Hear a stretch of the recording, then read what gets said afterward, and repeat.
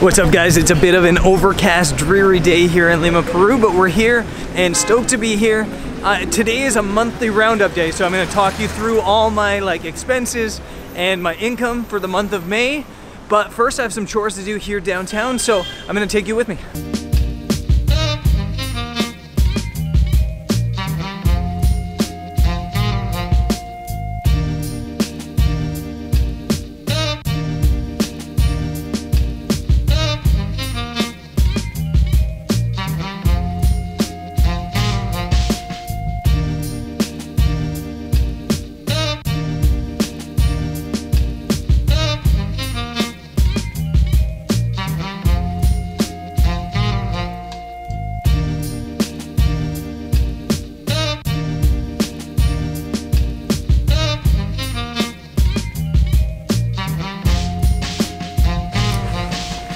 Okay, I'm back home, all the chores are done. It's kind of a trip being back here in Lima after 2 years away. This is actually where my travel photography career kind of started, or actually started. I flew into La Paz, Bolivia actually, and then headed straight into Peru. And I worked as a tour leader for a year in South America. And over that time, I kind of started travel writing. And then just after that, I based myself in Arequipa, Peru. And I started working as a travel photographer and writer. So it's kind of crazy being back here. And I've spent so much time in Peru and absolutely love it.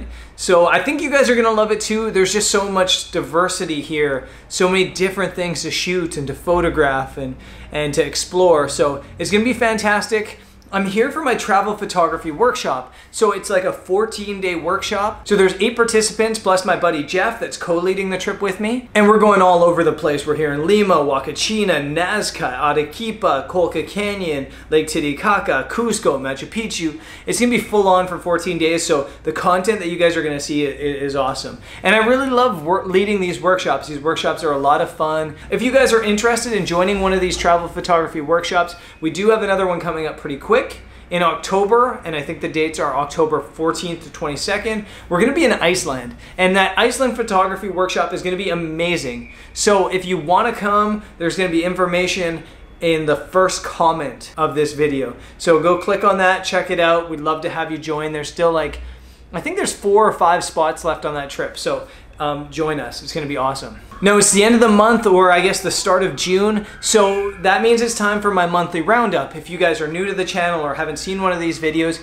every single month I basically round up my business from the month before in as much detail as possible, telling you how much I earned, how much I spent, and then afterwards we kind of go into what's happening in the next month. So we're gonna bring up my good buddy, the Inca Octopus, Sir Jigglefoot the Inca Octopus, and he's gonna be appearing around me right now. In fact, maybe even the Inca Octopus, maybe I'm the head of Sir Jigglefoot this month. Let's get into the income. Let's talk about the income first.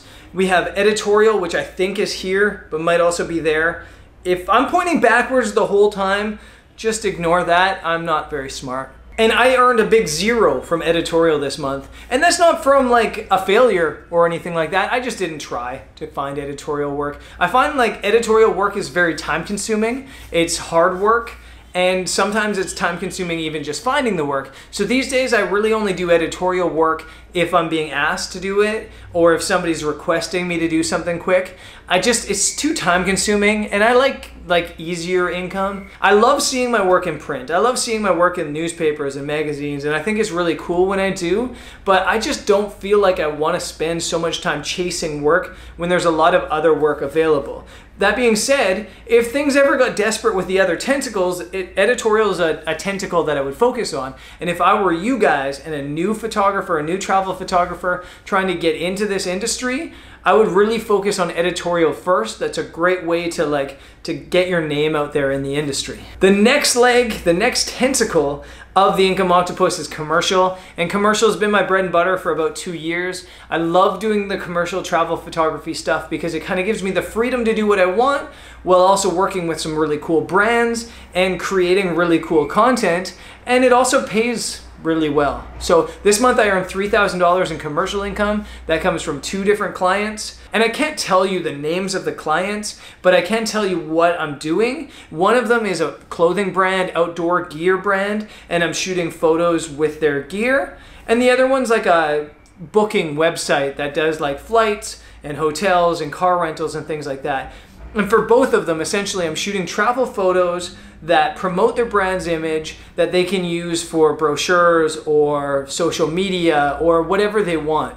So I love doing the commercial stuff. I'm really happy with the two brands that I'm working with right now, and I think that they're fantastic, and I really hope that they stick around forever because I love them. The next one is social. The social tentacle essentially means money that I earn through my social media platforms. And the social media income this month came from ads on my Instagram, and they weren't like ads like me posting a photo of a shoe. They were me posting my images that I shot out in the field that I thought were cool images. In fact, were maybe my coolest images of the entire month that also had promotion towards the brands in the description of the videos. And on the social side of things, I'm very picky with the brands I work with. I'm not just gonna work with any brand that's representing anything. I really wanna focus on brands that I think represent me and that I can represent well. I wanna deal with brands that I respect as well. And I think I've done a very good job at keeping things very clean in that way. And I actually really like doing the social stuff. It's really fun for me to get to engage with major brands like that. So the social income was great this month, and I'm stoked to do it, and I hope that there's more of it in the future. The blog. Now, the blog I did terribly at this month, and not from an income standpoint in that I didn't post. I didn't post a blog article the entire month, I don't think. But somehow, despite me not posting, and I guess probably just because the blog's 8 years old now and has so much content on it, it still gets like 50,000 unique monthly visitors. And because of that, the ads still kind of drive a little bit of income. So this month, the blog earned $250. The vlog, this channel earned $450 this month. And that's actually a little bit down from the past couple months. In fact, the views in general have been a little bit down this month. And it's kind of funny because the views per video have been going up. The subscribers have been going up. And each one of these videos within 24 hours is getting double the views it was getting 6 months ago. So everything from like a video to video standpoint is going up, but the overall views are kind of dropping a little bit. And I think it's just because of a YouTube algorithm change somehow. 50% of my views on this channel come from subscribers. And I'm so okay with that because I love building the community, and I love that like 50% of my views are coming from the same people and that I'm engaging with them and we're having fun and we have this little family going. So I'm not worried about that, but I do wish that YouTube would throw me a little bit of a bone every now and then and throw my videos into like the suggested videos more often, because I do feel like when I talk to my other friends that are YouTubers, they get like 70% of their views from non-subscribers, and it's just YouTube promoting their stuff through search hits and through suggested views. And I'd love to get some of those views because the more views you get in general, the more income you get in general. But at the end of the day, I'm just stoked that you guys are watching. And yesterday, as we mentioned yesterday, we hit 30,000 subs, which is really, really cool. Thank you guys. That income comes from you guys, and I'm really thankful for that income. It's nice. Stock. The stocks did so-so this month. I earned $250 in stock. 125 of that came from rights managed stock, and 125 of that came from micro stock. So that was pretty decent on both sides, but nothing substantial. I think the month before I earned like $700 or $800 from stock, so that gives you a little bit of a perspective. Stock can be anywhere from like 100 to like 2,000 on a monthly basis. It's all over the place, and I love that the stock income is always going to be there. Even if I stop shooting pictures, I'll still probably be earning money from the stocks 5 years from now. So I love that about it. It's residual passive income. Assignments. I did so many assignments this month, so you guys might be surprised that it's a 0 in the assignments column. And that's not because I didn't earn money from the assignments, although the assignments I did weren't super high paying this month. It's just that they pay next month. And in this income report, I don't show you guys what I earned that month. I show you what was paid out. So a lot of this income in May is actually money that I earned doing projects the month before May and April. And next month, there'll be a lot of income from this month. So I had like 3 or 4 assignments in the month of May, and that income will be next month. It just hasn't been paid out yet. It'll probably be paid out tomorrow, to be honest. But for now, a 0 in the assignments category. And finally, we have affiliates and miscellaneous. and that was $200. And essentially the affiliates really could also be seen as vlog content, because that affiliate money is coming from an affiliate link that I plug into the description of these YouTube videos. In the description you'll see the camera I use or the drone I use or whatever. And if you've clicked on that and buy something on Amazon within 24 hours, I earn a small commission from those products. And so yeah, that money is basically coming from the YouTube videos. And I'm really liking that affiliate income because it just seemingly like slowly progresses month to month. And it does seem to be, again, residual passive income. So in the end, this month I earned $5,700 and I'm stoked about that. That's the best month so far in 2017. It's not the best month I've had ever, and it's not gonna be the best month I had this year. Next month's gonna be good. July and August are priming up to be massive income months. I might break personal monthly records those months, so fingers crossed that everything goes well, but I'm super stoked with the $5,700 income this month.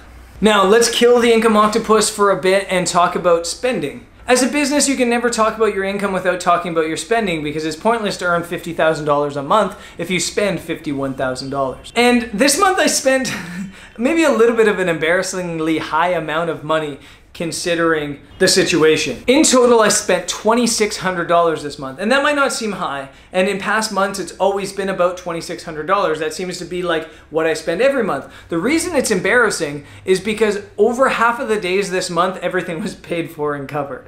When I was on the river cruise, when I was in Menorca, when I was at some hostels, when I was in Rotterdam, accommodation and food and a lot of things were covered for me, and I still managed to spend $2,600. And a lot of that has to do with the fact that I was traveling a lot, I was booking flights for the future, but I'm a little bit embarrassed by that. I feel like on the months I make a lot of money, I tend to just throw money away a little bit, and I gotta get better at that. To break down the spending, I spent $700 on accommodation this month, and that's high, that's way too high. But a lot of that has to do with the fact it's starting to be high season in Europe, so the accommodation when I was paying for it in Europe was higher. Also, I wasn't cheaping out in Europe with accommodation. I was definitely going to a level higher than I usually spend, knowing that I was getting so much free accommodation this month and feeling like I could spend a little bit more than I normally do. Transportation, I spent $1,000 on this month, and a lot of that has to do with some expensive train rides.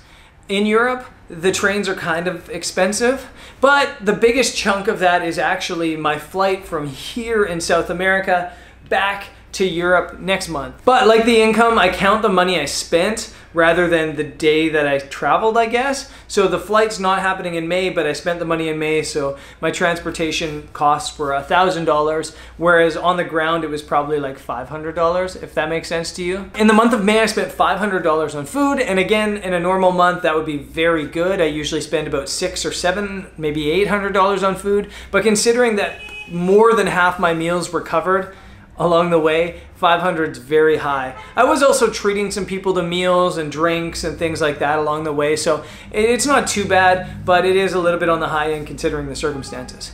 And finally, business. I spent $400 on the business this month, and when I talk about the business, I'm talking about ads on Facebook, travel insurance, I'm talking about website hosting, having Amazon Prime to host my images online as well, and I'm talking about some camera gear I bought. So in total, it was $2,600 worth of spending this month. So when you calculate that with the income of $5,100, spending $2,600, that means I basically had a profit of $3,100 this month, and that's awesome. I'm really happy with that.